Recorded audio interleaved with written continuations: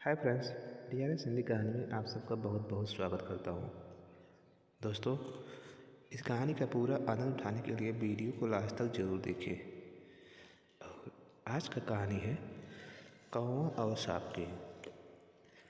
तो चलते हैं, इस कहानी का आनंद उठाते हैं। नगर के पास बरगद के पेड़ पर एक घोंसला था, जिसमें वर्षों से कौवा और कौवी का एक जोड़ा रहा करता था। दोनों वहाँ सुखमय जीवन व्यतीत कर रहे थे। दिन भर भोजन की तलाश में वे बाहर रहते और शाम ढलने पर घोंसले में लौटकर आराम करते।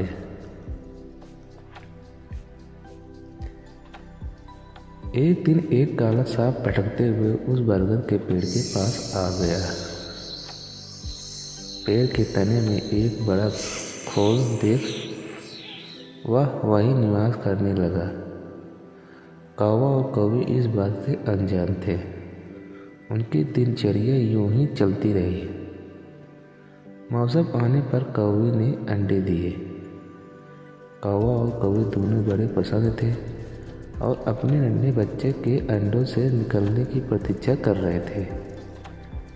लेकिन एक दिन जब वे दोनों भोजन की तलाश में निकले तो अवसर पाकर पेड़ की खोल में रहने वाला सांप ने ऊपर जाकर उनके अंडों को खा लिया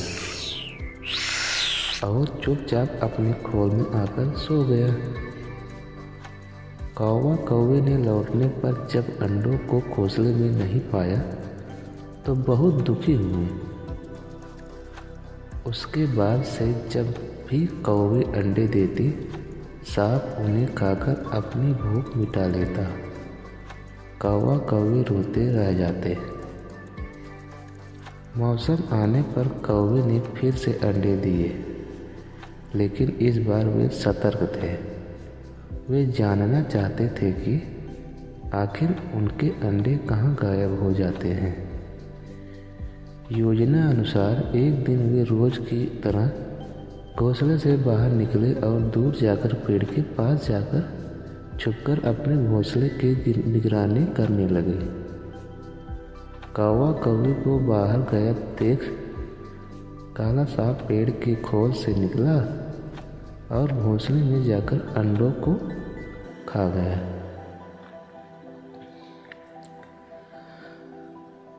आँखों के सामने अपने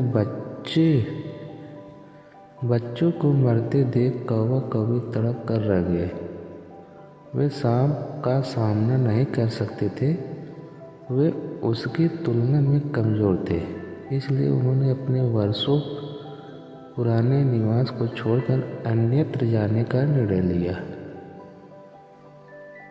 जाने के पूर्व वे अपने मित्र गीदड़ से अंतिम बार भेंट करने पहुँचे।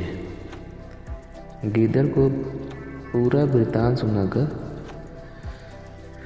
जब वे विदा लेने लगे तो गीदड़ बोला, मित्रों, इस तरह भयभीत होकर अपना वर्षों पुराना निवास छोड़ना उचित नहीं है। समस्या सामने है तो उसका कोई न कोई हल अवश्य होगा। कौवा बोला, मित्र, हम कर भी क्या सकते हैं।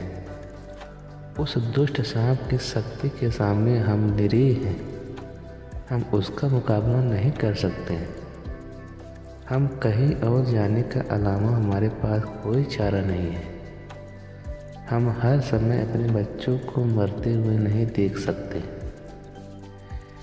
गीदड़ कुछ सोचते हुए बोला, मित्रों, जहाँ शक्ति काम न आए वहाँ बुद्धिमानी का प्रयोग करना चाहिए।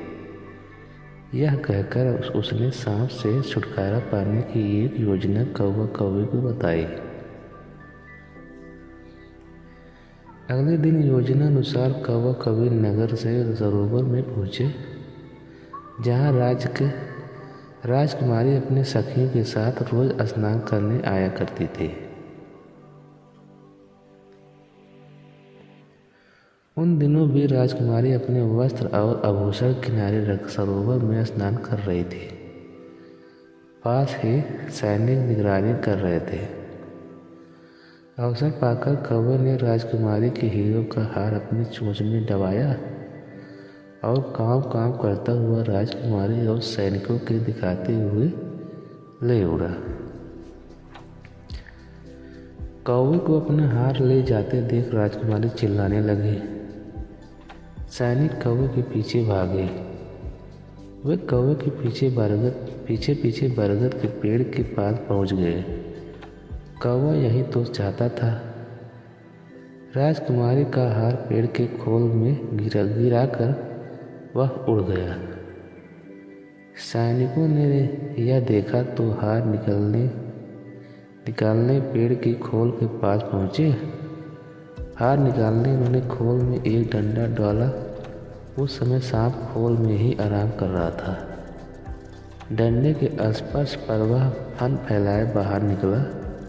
सांप को देख सैनिक हरकत में आ गए और उसे तलवार और भाले से मार डाला। सांप के मरने के बाद कौवे खुशी खुशी अपने घोंसले में रहने लगे। उस वक्त जब कौवे ने अंडे दिए तो वे सुरक्षित रहे। सीख: जहाँ शारीरिक शक्ति काम न आए वहाँ बुद्धि से काम लेना चाहिए। बुद्धि से बड़ा काम किया जा सकता है और किसी भी संकट का हल निकाला जा सकता है।